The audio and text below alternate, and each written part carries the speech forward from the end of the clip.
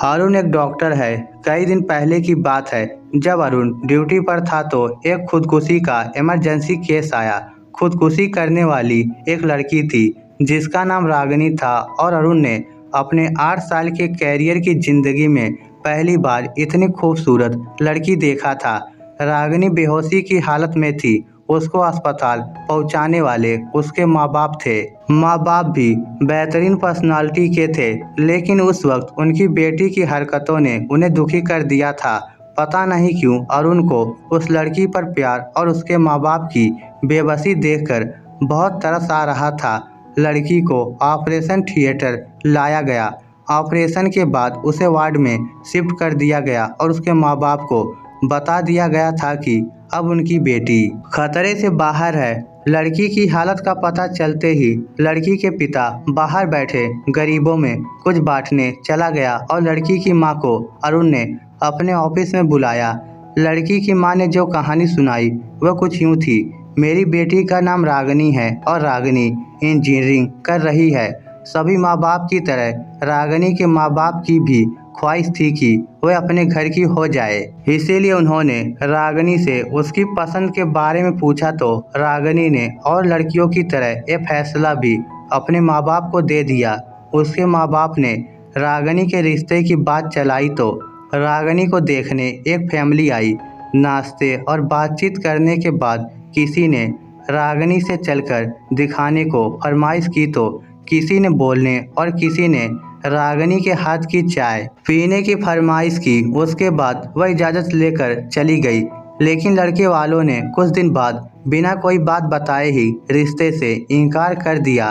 रागिनी को उस दिन जिंदगी में पहली बार रिजेक्शन किया गया था, मगर माँ बाप की तसल्ली ने रागिनी को हौसला दिया और एक बार फिर रागिनी को देखने के लिए एक और फैमिली आई। उन्होंने भी खाना खाने के बाद रागिनी के हाथ की चाय पीने की फरमाइश की और चाय के बाद इजाज़त चाही।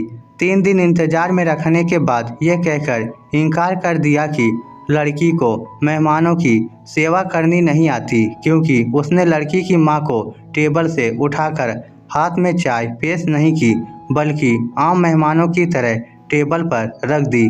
इस इनकार के बाद रागिनी के साथ साथ उसके माँ बाप भी अंदर तक टूट गए, मगर ऊपर वाले की मर्जी समझकर सब्र कर गए। फिर कुछ दिन बाद एक और नई फैमिली आई। इस फैमिली की औरतों के बैठते ही रागिनी ने उनके जूते तक अपने हाथों से उतारे, वहीं बैठे बैठे हाथ धुलवाए और फिर चाय पेश की। इस फैमिली ने हफ्ते बाद यह कहते हुए इनकार कर दिया कि आपकी बेटी पर किसी बुरी आत्मा का साया है, वरना पहली बार घर आए मेहमान की इतनी सेवा कौन करता है। पिछले 8 सालों में 100 से ज़्यादा लोग रागिनी को देखने आए, मगर कोई न कोई ऐब निकाल कर चले गए। कल एक और फैमिली आई थी। उन्होंने लड़की को बाकी हर तरह से ठीक कहा, मगर ये कहते हुए इनकार कर दिया कि लड़की की उम्र ज़्यादा हो गई है और एहसान जताते हुए कहा कि अगर आप ज़्यादा मजबूर हैं तो हमारा एक 40 साल का बेटा है जिसकी अपनी दुकान है, उसके लिए रागिनी को हम स्वीकार कर लेंगे।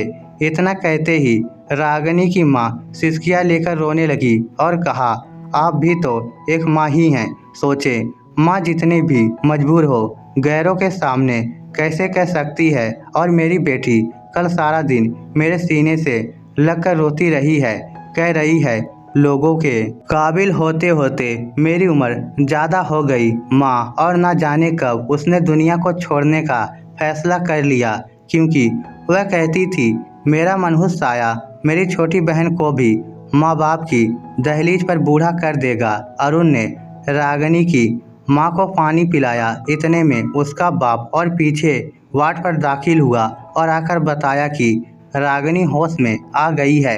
रागिनी की माँ बिजली की तेजी से वार्ड में पहुंची। रागिनी का सर उठाकर सीने से लगाया।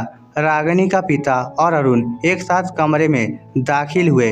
रागिनी माँ को छोड़कर अपने पिता के गले लग गई और सिसकते हुए कहा, पापा, बेटियां बोझ होती हैं ना पापा, आपने क्यों बचाया मुझे मरने देते।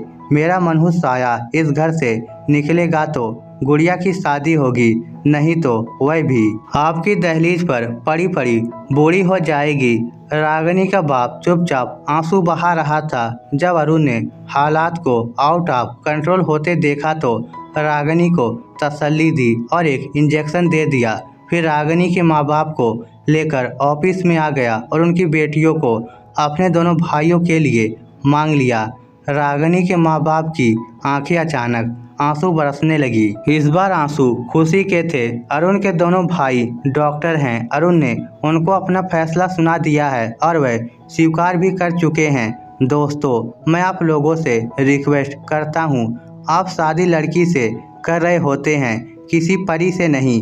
किसी की बेटी को रिजेक्ट करने से पहले उसकी जगह अपनी बेटी को रखकर सोचो। अगर देखकर रिजेक्ट करना है तो लड़कियों से दोगुनी तादाद में लड़के रिजेक्ट होंगे। आपके द्वारा कमी निकाले गए और इनकार लड़कियों को मौत के मुंह में धकेल देते हैं। इसलिए मेरी सभी माँ बाप से गुजारिश है कि किसी भी बेटी या बेटा को रिजेक्ट करने से पहले अपने बेटे और बेटियों की अच्छाई और कमी पर ध्यान दे लिया करें। इस स्टोरी को लेकर आपकी क्या राय है, नीचे कमेंट करके हमें जरूर बताइएगा।